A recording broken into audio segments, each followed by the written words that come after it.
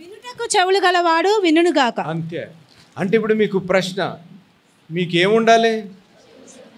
అది చెవులు ఉండాలి. మీరు వినాలి. మీరు చెవులు మీరు వింటలేదంటే మీకు అది నేను చెప్తలేదు, దేవుని వాక్యంలో ఉంది.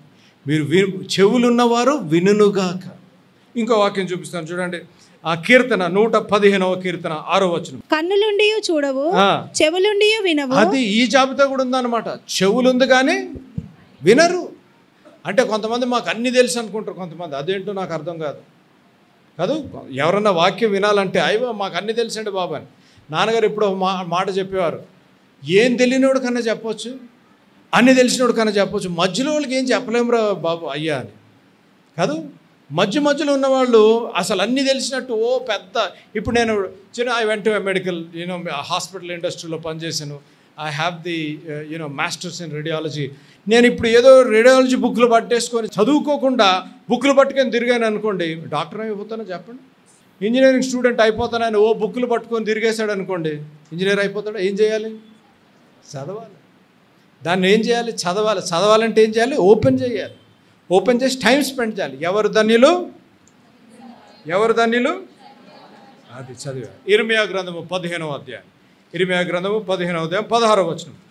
నీ మాటలు నాకు దొరకగా నేను వాటిని భుజించి తిని. సైన్యములకు అధిపతివగు యెహోవా దేవా, నీ పేరు నాకు పెట్టబడెను గనుక నీ మాటలు నాకు సంతోషమును నా హృదయమునకు ఆనందమును కలుగజేయుచున్నవి. చూసారా? నా హృదయము, నీ మాటలు నేను భుజించగా నా హృదయమునకు సంతోషమును ఆనందము కలుగజేయుచున్నవి. దేవుని వాక్యం విన్నప్పుడు నీ హృదయంలో సంతోషము ఆనందం ఉండాలి. దేవుని వాక్యం విన్నప్పుడు నీ హృదయంలో నీకున్న బాధ, నీకున్న నిస్పృహ, నిరాశ, నీకున్న కృంగుదల వెళ్ళిపోవాలి దేవుని వాక్యం విన్నప్పుడు. అంతేగాని నీవు దేవుని వాక్యము నీ జీవితంలో బాధ, కష్టము, నష్టము, నిస్పృహ, నిరాశ ఉందంటే నువ్వు దేవుని వాక్యము వినటం లేదన్నమాట. దేవుని వాక్యం ఎటువంటి దేవుని వాక్యము చెప్పాలా? దేవుని వాక్యం ఎటువంటి దేవుని వాక్యం అనగా 119వ కీర్తన 119 క్విక్గా 119వ కీర్తన 105వ వచనం. నీ వాక్యము నా పాదములకు దీపము. అది చూసారా? నీ వాక్యము నా పాదములకు దీపము, త్రోవకు వెలుగై ఉన్నది.